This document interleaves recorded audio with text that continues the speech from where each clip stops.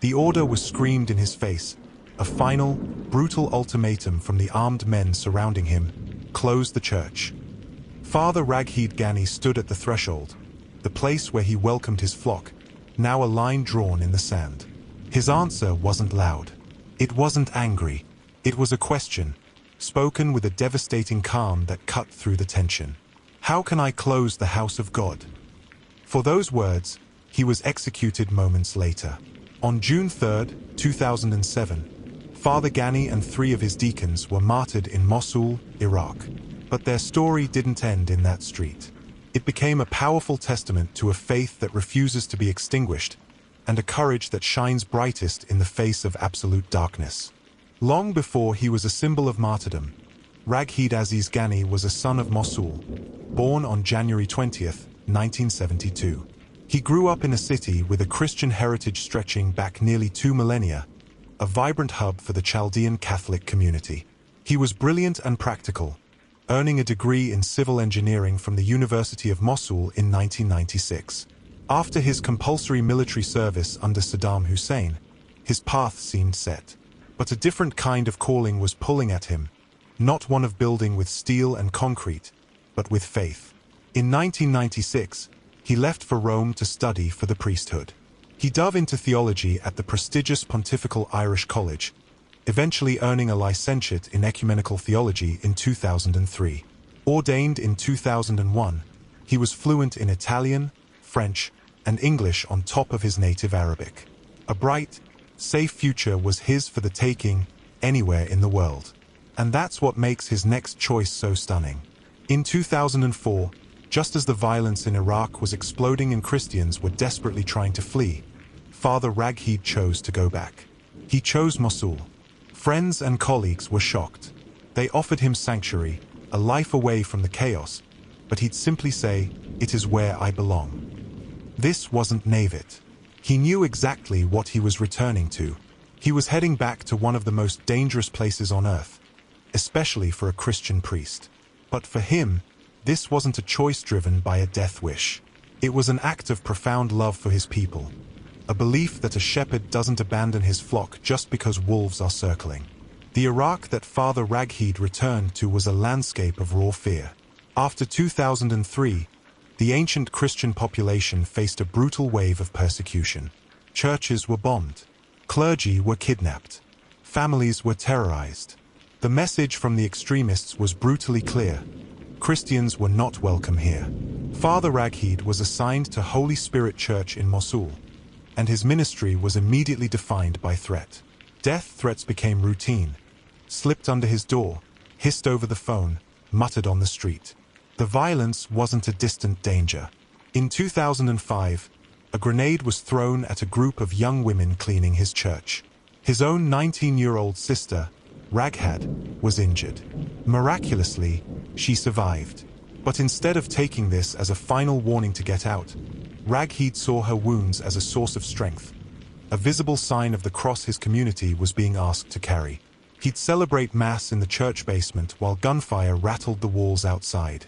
During one First Communion, as shooting erupted nearby, the children started to cry in terror. Father Raghid, though scared himself, calmly told them the sounds were just fireworks, a celebration for their special day. He became the secretary to Archbishop Paulos Faraj Raho, putting him at the very heart of the Chaldean Church's struggle for survival. He wrote to his friends in Rome, not with despair, but with a sense of awe at his parishioners' courage. He described mothers who would risk their children's lives just to bring them to catechism. He saw a profound truth that his persecutors simply couldn't grasp. The terrorists might think they can kill our bodies or our spirit by frightening us, but on Sundays, churches are always full. He knew, without the Sunday Eucharist, we cannot live. In his last days, the pressure was immense. In an email dated May 28, 2007, just a week before his death, Father Raghid admitted, "We are on the verge of collapse." He described a city besieged by car bombs and constant explosions. But even then, his focus was on his flock and his faith.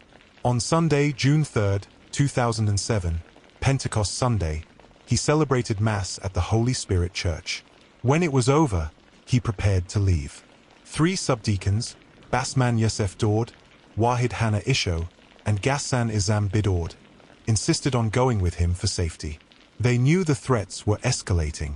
As they walked from the church, a car full of armed militants blocked their path. The confrontation was terrifyingly swift. One of the terrorists screamed at him, "I told you to close the church. Why didn't you do it? Why are you still here?" Father Raghid's response wasn't defiance for the sake of it. It was a simple question from the depths of his soul. How can I close the house of God? The gunman gave them one last chance. Convert to Islam. All 4 men refused. They were pushed to the ground and executed on the spot.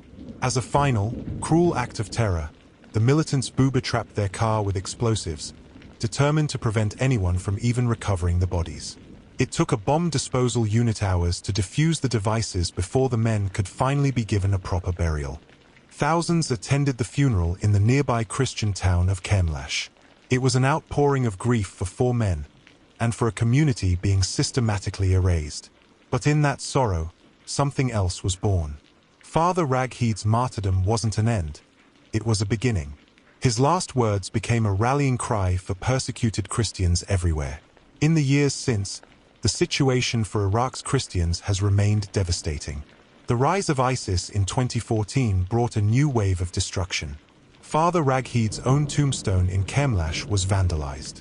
Today, the Christian population there is a shadow of what it once was.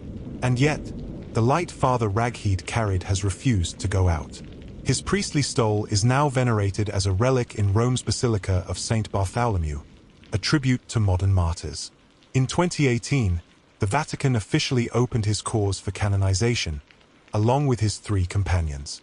He is now recognized with the title Servant of God. Thank you for joining us to hear the story of Father Raghid Ghani. His testimony reminds us that even in the most difficult circumstances, faith can provide a strength that transcends fear. We invite you to share this story so that his legacy of courage may continue to inspire others. What are your thoughts on Father Raghid's ultimate sacrifice? Let us know in the comments below. And please, subscribe for more stories of incredible faith and courage.